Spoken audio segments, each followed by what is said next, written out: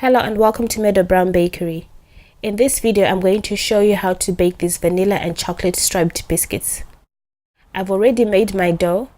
To learn how to make this dough, click on the link above. After making the dough, put half of the dough in a separate bowl and then add some cocoa powder to this bowl and knead it in until it's completely mixed in.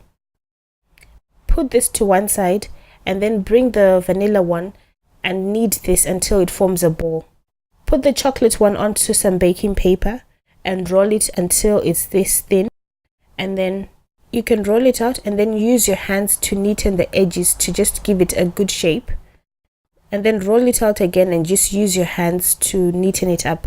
Do the same for the vanilla dough, and then when they're ready, put the vanilla dough on top of the chocolate dough and then get a knife to trim the edges to just even them out, and then cut the dough in half all the way down, and then lift the other half of the dough and put it on top of the other half.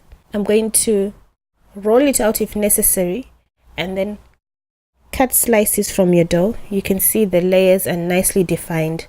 Put these on a baking tray and put them in the fridge for about 30 minutes until they firm up. Preheat your oven to 175 degrees Celsius. Bake them for about 10 to 12 minutes until they're slightly golden brown on top. I'm going to show you the bottom is also slightly golden brown and baked through. And that's it. You can leave them as they are, or if you want to learn how to decorate them, click on the link above to watch a video I made. Thanks for watching and see you again soon. For more videos like this, visit my website www.meadowbakery.com. Please like and subscribe to my channel.